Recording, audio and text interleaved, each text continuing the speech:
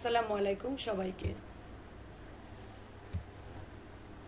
আমি শাহজাদি গুলনাহার, সহকারী শিক্ষক, বোয়ালিয়া সরকারি প্রাথমিক বিদ্যালয়।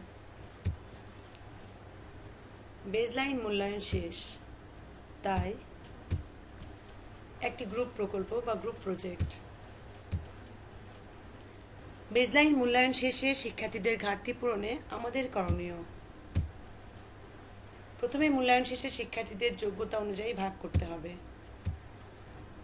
বেজলাইন সার্ভে ভিত্তিক শিক্ষার্থী ব্যবস্থাপনার জন্য আমরা আমাদের শিক্ষার্থীদের যে সকল গ্রেডে ভাগ করেছি।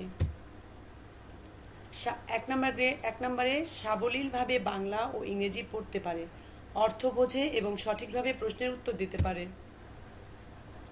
2 নম্বর মোটামুটিভাবে বাংলা ও ইংরেজি পড়তে পারে, মোটামুটি বোঝে এবং কিছু প্রশ্নের উত্তর দিতে পারে, কিছু পারে না। বানান করে শব্দ বলতে পারে, খুব একটা ভালো বোঝে না, প্রশ্নের উত্তর সঠিকভাবে দিতে পারে না। 4 নম্বর বর্ণ চেনে কিছু শব্দ বলতে পারে, তাই খুব একটা বোঝে না, উত্তরও দিতে পারে না। 5 নম্বর বর্ণ বা অক্ষর কিছুই চেনে না, তবে বর্ণ এলোমেলোভাবে পড়তে পারে। এই 5 ভাগের শিক্ষার্থীদের এক মানদণ্ডে আনার উপায়। আমাদের চ্যালেঞ্জসমূহ: লেভেল ভিত্তিক পার্থক্য, ক্লাস পরিচালনায় সমস্যা, শেখার মান বজায় রাখা কঠিন। সমাধান: গ্রুপ ভিত্তিক শিক্ষা, একই স্তরের শিক্ষার্থীর সাথে একসাথে ক্লাসে নেওয়া, ধাপে ধাপে শেখানো, বর্ণ থেকে শব্দ, শব্দ থেকে বাক্য তৈরি ইত্যাদি। Remedial class. আনন্দঘন শিক্ষা পদ্ধতি, পাওয়ার পয়েন্ট প্রেজেন্টেশনের মাধ্যমে ক্লাস, গান, গল্প ইত্যাদি, ফ্ল্যাশকার্ড, ছবি, গেমের মাধ্যমে শেখা। ব্যক্তিকরণ এবং পারস্পরিক শিক্ষা, দুর্বলদের বেশি সময় দেওয়া, পিয়ার টিচিং, বন্ধুদের মাধ্যমে শেখানো। অভিভাবক সম্পৃক্ততা, অভিভাবক মিটিং, ঘরে পড়ানোর নির্দেশ, অভিভাবকদের সহযোগিতা।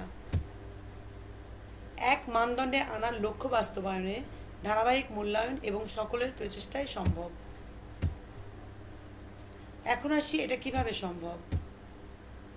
প্রথমেই 5 নং গ্রেডের শিক্ষার্থীদের উপস্থিতি নিশ্চিত করার লক্ষ্যে ওই শিক্ষার্থীদের অভিভাবকগণকে ডেকে সমাবেশের ব্যবস্থা করতে হবে। বেজলাইন সার্ভে ভিত্তিক শিক্ষার্থীদের ঘাটতি দূরীকরণের কর্মপরিকল্পনা, বাংলা, ইংরেজি ও গণিত। প্রথম ধাপে 5 নং গ্রেডের তৃতীয়, চতুর্থ এবং পঞ্চম শ্রেণীর শিক্ষার্থীদের একই ক্লাসে নিয়ে সংক্ষিপ্ত সিলেবাস অনুযায়ী পাঠদানের ব্যবস্থা নেব। আমাদের বিদ্যালয়ে মোট 17 জন। এবার আমরা সংক্ষিপ্ত সিলেবাসটাকে একটা রুটিনের মাধ্যমে এনেছি। তৃতীয়, চতুর্থ, পঞ্চম শ্রেণীর শিক্ষার্থীরা একই ক্লাসে থাকবে। বিষয় ইংরেজি 9টা থেকে 10টা, বাংলা 10টা থেকে 11টা, গণিত 11টা থেকে 12টা।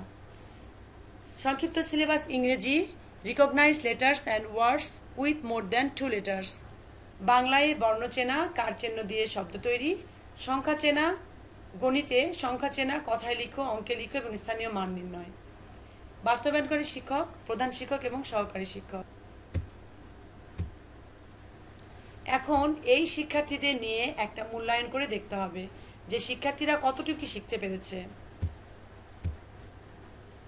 এবার 4 নং ও 5 নং গ্রেডের শিক্ষার্থীদের উপস্থিতি নিশ্চিত করার লক্ষ্যে ওই শিক্ষার্থীদের অভিভাবকগণকে ডেকে আবারও সমাবেশের ব্যবস্থা করতে হবে এবং 5 নং গ্রেডের শিক্ষার্থীদের মূল্যায়নের ফলাফল জানাতে হবে। এতে অভিভাবকগণের আগ্রহ বাড়বে।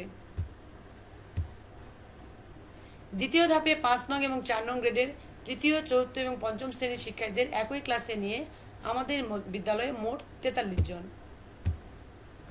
আবারও সংক্ষিপ্ত সিলেবাস, 15 দিনের কার্যদিবস। শ্রেণী তৃতীয়, চতুর্থ, পঞ্চম একই ক্লাসে বসবে। বিষয় ইংরেজি 9টা থেকে 10টা। সংক্ষিপ্ত সিলেবাস: recognize words and make sentence, বাংলায় শব্দ চেনা এবং শব্দ দিয়ে বাক্য তৈরি, গণিতে যোগ বিয়োগ, নামতা। বাস্তবায়নকারী শিক্ষক, প্রধান শিক্ষক এবং সহকারী শিক্ষক। আবারও এই 2 গ্রেডের শিক্ষার্থীদের নিয়ে একটা মূল্যায়ন করে দেখতে হবে যে শিক্ষার্থীরা কতটুকু শিখতে পেরেছে এবং সমাবেশের মাধ্যমে তা জানাতে হবে।